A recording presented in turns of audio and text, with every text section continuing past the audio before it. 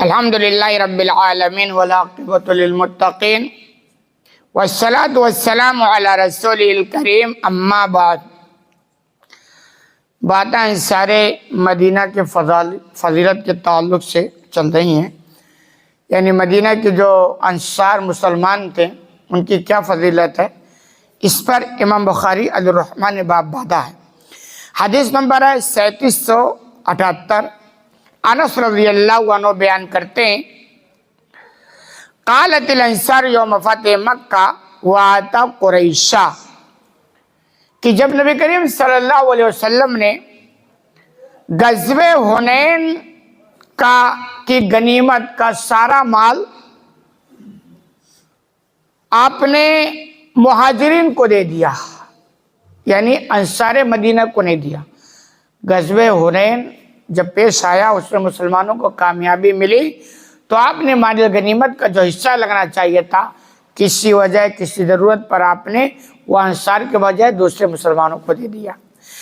تو فتح مکہ کے موقع پر انصار میں سے کچھ لوگوں نے کہا، اور دوسری حدیث سے وجاہت ہے کہ وہ چند لوگ تھے جو نہیں سمجھ سکے، غلط فہمی کے شکار ہو گئے، تو انہوں نے اعتراض کرتے ہوئے کہا، واللہ ان ھذا لہو العجب، کہ یقین یہ تو بڑا تعجب والا معاملہ ہے۔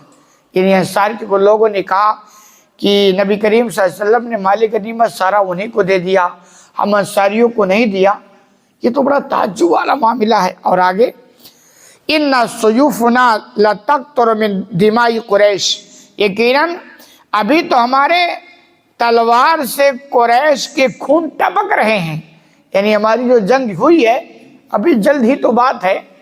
یہ محاورہ ہے کہ بھئی تلوار سے خون ٹپک رہا ہے، یعنی بھی زیادہ ٹائم نہیں ہوا، اور مال غنیمت آپ نے سب انہی کو دے دیا، ان کو کچھ نہیں دیا۔ دیکھیں، مال سے محبت ہر ایک کو ہوتی ہے، اور اسی محبت کا شیطان کبھی کبھی فائدہ اٹھاتا ہے اور ایمان والوں کا پیر ڈگمگا دیتا ہے۔ تو ہر ایک کے اندر مال، کیونکہ مال ضرورت ہے دنیا کے لیے، تو تھی تو انصار میں سے کچھ لوگ، اب ظاہر سی بات بظاہر دیکھنے میں تو ایسا ہی لگ رہا ہے، تو کچھ لوگوں نے اعتراض کیا کہ یہ تو بڑا عجیب بات ہے کہ آپ نے مال غنیمت ہونے کا سارا انہیں کو دے دیا۔ کہہ رہے ہیں وغنمائمنا ترد علیہم، اور ہمارے مال غنیمت انہیں کو دے دیا۔ فبلغ ذلک النبی صلی اللہ علیہ وسلم فدعا الانصار، یہ جب باتیں ان انصار کے کچھ لوگوں نے کہی تو یہ خبر نبی صلی اللہ علیہ وسلم کو ہو گئی، اور ہونی ہی تھی، جو بھی بات ہوگی تو خبر تو نبی تک پہنچے گی۔ فدعا الانصار، تو آپ نے انصار کو بلایا، یعنی جو انصاری تھے ان کو بلایا۔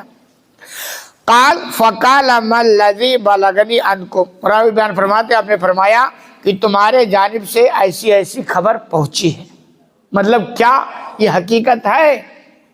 اور چونکہ مدینہ کے اندر منافقوں کی بھی ایک گروہ تھا، جماعت تھی، تو بہت ساری وہ افواہیں پھیلاتے تھے، تو یہ بھی ہے کہ ہو سکتا ہو کہیں ادھر سے کوئی افواہ پھیل گئی ہو، تو آپ نے ان کو بلایا، اور بلانے کے بعد تصدیق چاہیے کہ کیا یہ بات تمہارے جانب سے جو آئی ہے وہ صحیح ہے۔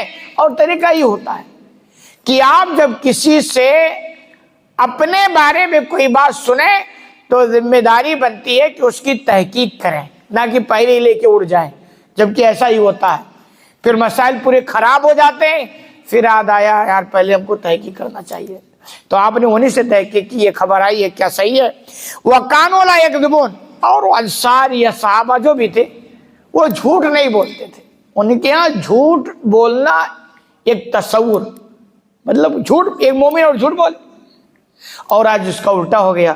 ان کے یہاں جھوٹا ڈھونڈنا ہو نا، جھوٹا آدمی ایمان والوں میں سے چراغ لے کے ڈھونڈنا پڑتا تو نہیں ملتا، اور آج ہمارے یہاں الٹا ہو گیا کہ سچا آدمی ڈھونڈنا ہو تو بڑا مشکل ہو جاتا ہے ملنا۔ بلکہ جتنا زیادہ فراڈ اور جھوٹا، اتنا زیادہ دنیا کے اندر اس کو ہوشیار مانا جاتا ہے، کیونکہ دنیاوی فائدہ وہ لے لیتا جھوٹ کر کے وقتی طور پر۔ تو وہ کہہ رہے ہیں وہ جھوٹ بولتے نہیں تھے۔